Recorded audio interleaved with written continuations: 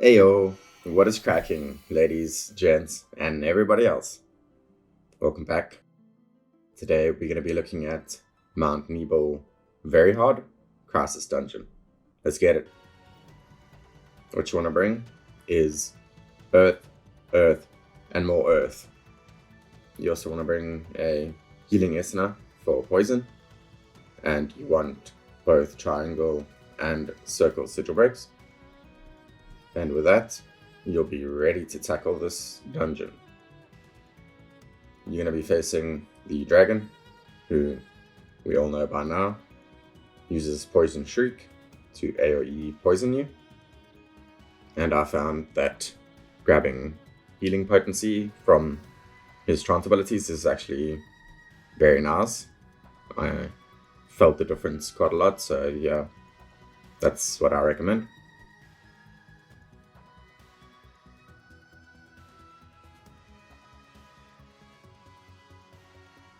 After that, you got the return of the Vajradhara Lin from the hard mode. These guys are a duo that are both weak to Earth and need Circle Sigil if they get their stream phase, but for the most part, they are pretty easy to kill. You gotta kill one of them before they get their big duo ability off. Then you got the Mole Crawler, weak to Lightning and or Earth. He does the powerful magical attack Blazing Ray if he gets it off, so you want to be careful for that. And he actually has some interesting mechanics that we'll go over in the actual run. Then you have the Zetant Rattle, who's weak to Earth and Water, actually resists Lightning. Pretty similar enemy to the Mole Crawler, and not much more to say about him.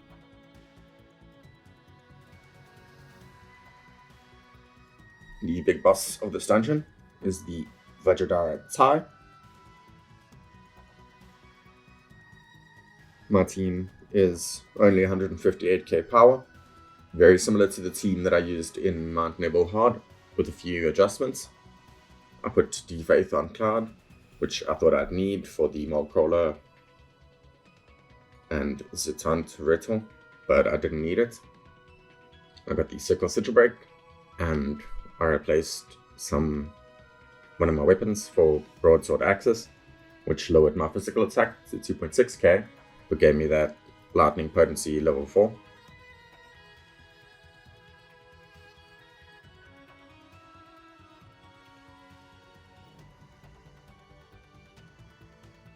I brought my Lucia, and I gave her a cure just so she can help Aerith out with the heals. I gave her this Lizara stat stick, mainly for the HP, honestly, because her HP was super low. And it still is, to be honest, but we're all good. She got 4k HP, 2.4 magic, and her R abilities are M attack 7, Earth potency 3, attack 4, etc, etc. Not the strongest team, honestly, but honestly good enough for this Aerith with the typical setup that I usually use, except I gave her a Quake so she can help with DPS. And that's actually especially useful in this dungeon because the Mole Crawler types are weak to magical, so a few extra magic Earth abilities are going to go a long way.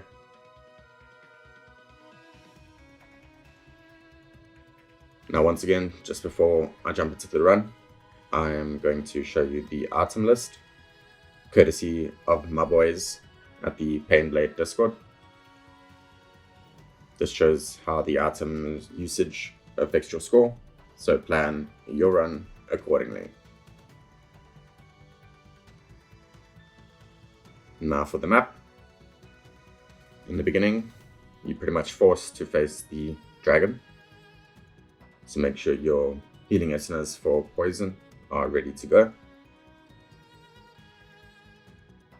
After that, you can pop up to the top, grab some items,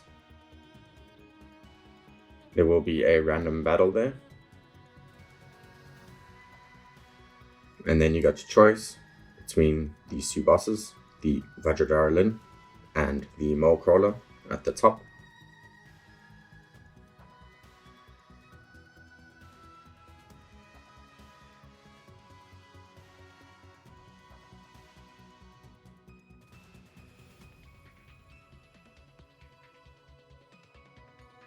Then you can go down south, grab items, face another battle.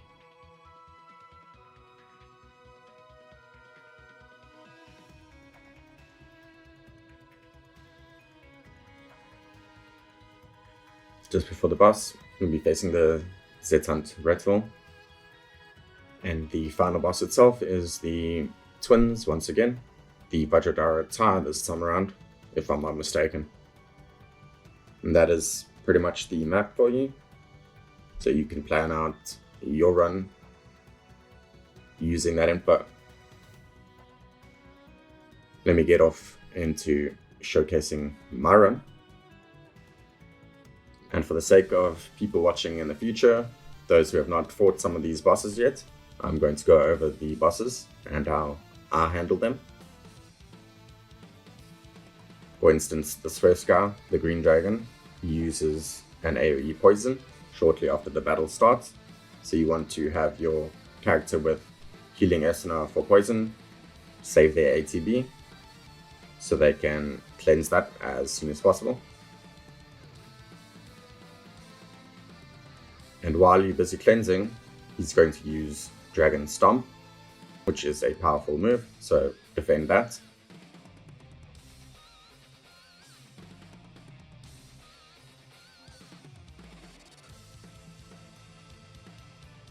And then it won't be long until he uses his barrier. So have both your circle and triangle sigil breaks ready. Smash that stream phase as soon as possible. Then it should be a pretty easy cleanup. Smack him around, beat him down, turn him into some dragon skin boots. You don't want this dragon dive to go off, so I used a limit break to finish him since I did not have enough DPS. You may need to do that, you may not. Really depends on your team's strength. For the chance abilities, I don't think the elemental resistances are all that useful, so grab the healing potency and move on. I prefer to go to the boss next because I still have limit breaks ready and I'd like to use the random battle to recharge them, so I go straight to the Vajradhara. These guys are fairly simple. You want to beat one down as fast as possible.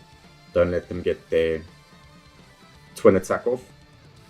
Again, I don't have the DPS, so I use my limit break to finish it off before I get absolutely blasted. Defend the move, because it still hits hard. Then it's just a matter of rocking his world with some earth before he gets his second charged move off. Voila.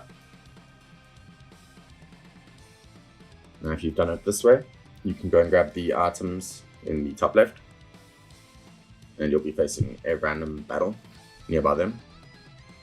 For trance abilities, I suggest going for as much earth potency as possible, because a lot of these fights, as you've just seen, are more DPS checks than anything else.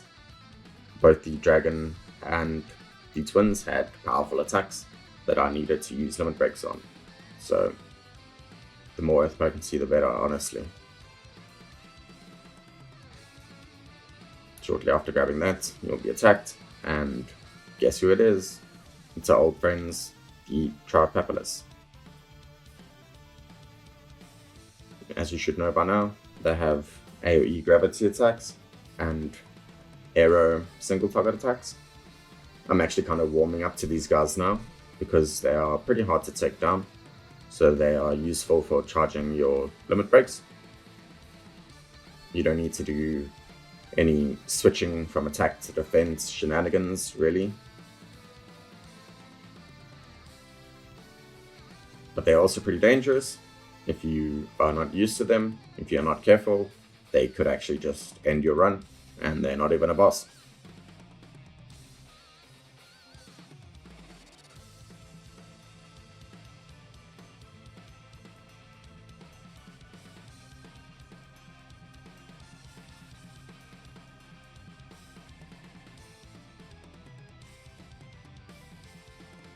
And look at that, they're tough enough to have charged my limit breaks all the way full again. Pretty sweet. And then we're going to smash some rocks with our bare hands, doing our best Tifa cosplay. And we will soon face the mole crawler, who has some pretty interesting mechanics. Now, if you're like me and you 40-50k below the recommended power, if your team is not super strong, if you're more free to play or a dolphin, this little strategy could help you out in this fight.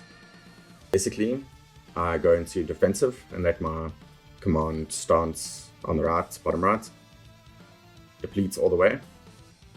Because the idea is, with this guy, if you do enough damage to him in the start, he will go straight into onslaught phase, etc., and he will get his powerful single target ability off sooner, and that thing will just one-shot one of your team members.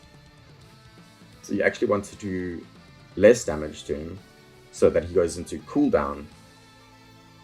Then you can spam him down with magic specifically, is really good. And then he will go into showdown and you can kill him before the ray goes off. So that's a pretty useful little tip if your team is not super strong. Then you can just wreck him, chuck him in the scrap heap, and you're chilling. If you do too much damage to him in the beginning, he is going to go into onslaught/showdown earlier, and he will get that blazing ray off, and he will one-shot one of your team members. Now these trances, you're going to have to make another executive decision. The safe bet is physical defense in case you're worried about the twins one-shotting you. The risky bet is the middle with Earth Pot 30 and losing defense, and sort of in between is the 15%. That's kind of up to you. If you're feeling confident, go for the middle one. I went for the extra physical defense. Arguably the wrong choice, but it's chilled. Now if you saw my map earlier in the video, you'll know that past those rocks is some chests and another random battle. And because my ATBs, my limit breaks, are charged fully, I'm going straight into the Z-Hunt. So I can use those and then charge them again on the random battle. This guy's mechanics are pretty similar to the mole crawler, except that he'll go into cooldown a bit earlier, from what I've noticed. And then you can blast him as quick as possible with Earth, especially magic-based Earth, because he drops his magic defense. And he should be a pretty easy finish. And if you're following my run, pretty much how I'm doing it, you're going to want to drop your limit breaks, make use of them so that you can charge them in the next random battle.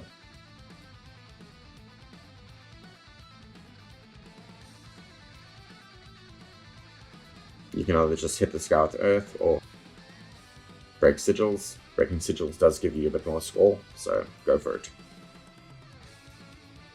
And now, oh now, we are about to run into my biggest hurdle for this run, the random mobs. Woohoo! So, if you go down, grab an item, and in the top chest, you will face more Tripapilluses and Tripapilli, I don't know. And these guys kind of messed me up. It was actually the hardest part of my run. So if you're trying to replicate my run, more or less exactly, please, for the love of God, do not replicate this part.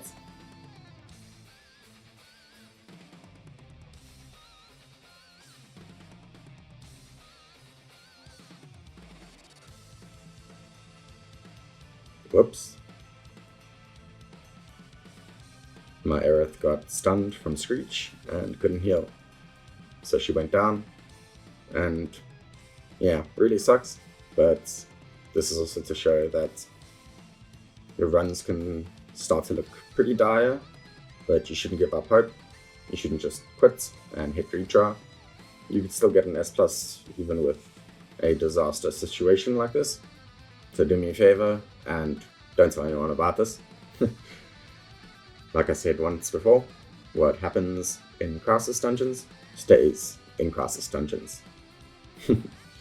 So, I'll pop a cottage here, rather than the Mega Elixir, because the Mega Elixir would reduce my score too much, and I actually probably would not get the S+.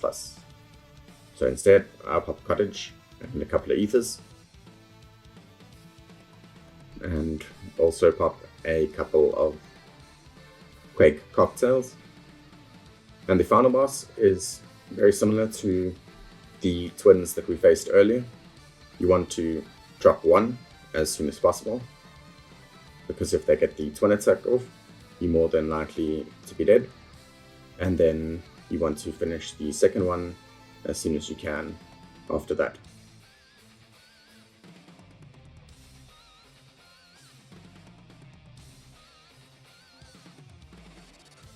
Obviously you defend the AoE cleave, and these guys are really not too bad because they die pretty quickly. They're quite squishy.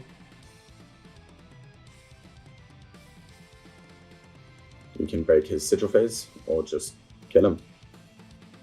And that is pretty much the run. Really anticlimactic boss, but there you have it. That'll get you the S+. So again, thanks so much for watching, and that, as they say, is that. See ya.